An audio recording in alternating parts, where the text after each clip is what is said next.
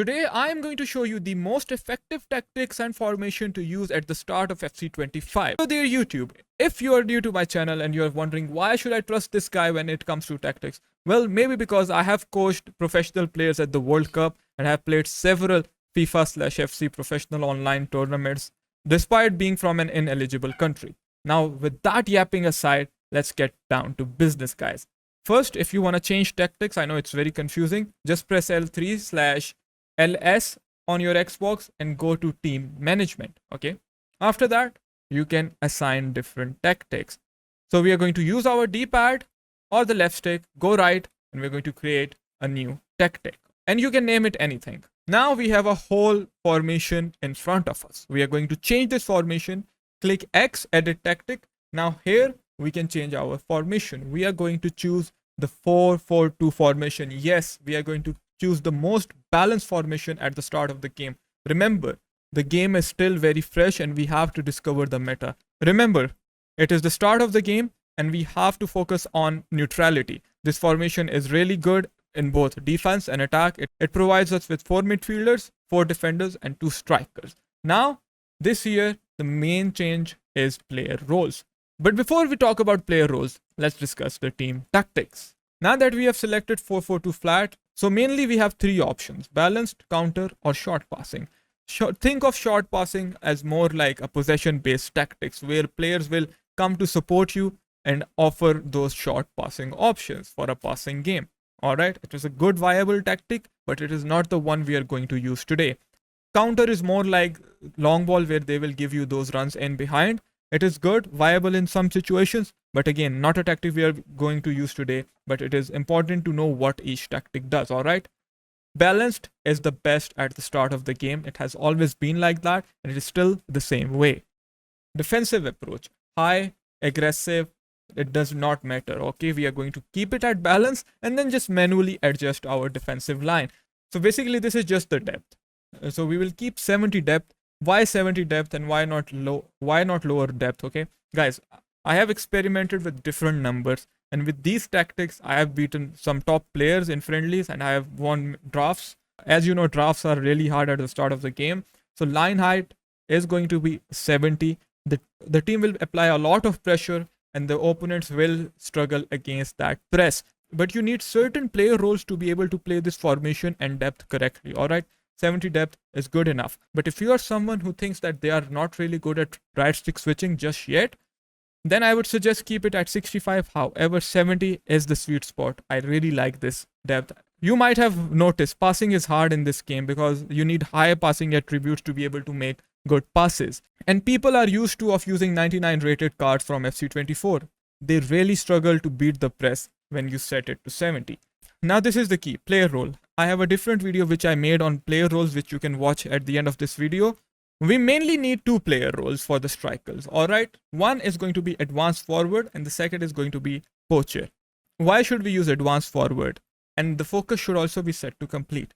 Think of the attacking focus as a straightforward instructions from the previous iterations of this game. The striker will stand further away from your midfield. There will be a lot of gap between the CM and the striker. What's the good thing about it though? That they will always be ready for the counter attack. But against good players who know how to high press, guys, the distance between the striker and midfield is too much and you will lose the ball a lot, especially in the current state of passing. This is why you want to set them to complete, because at the start of the game, we don't want them to be pushing up so high on the pitch, be very aggressive. We want some sort of balance. Another thing you can do next to a poacher, if that's your style of play, you can use a false 9. But with false 9, it is actually the opposite, okay? The false 9 will drop in between the CM and the striker to act like a false 9, okay? However, with that build-up style, you're losing out on one of the striker as essentially he becomes a cam and then transitions into a striker. We don't want that. We want a more traditional 4-4-2. This is why we are going to use him as an advanced forward. Focus set to complete. Another thing that I want to emphasize, because I know many people will ask me in comments, guys, see, if Nkunku has false 9 plus, it does not mean that we have to use him as a false 9 plus. The plus role isn't the priority. Our priority is what we want from this position. I want him to play as an advanced forward, focus set to complete. That is better for this formation than to have him on a false 9 plus role. And if that changes in the future, I'll let you know. But believe me, your primary focus should be on what you want from the position. And then the secondary priority is the role of the player. Like if he is false 9 and if we want him to play false 9, we will use him as a false 9. Otherwise, there is no need.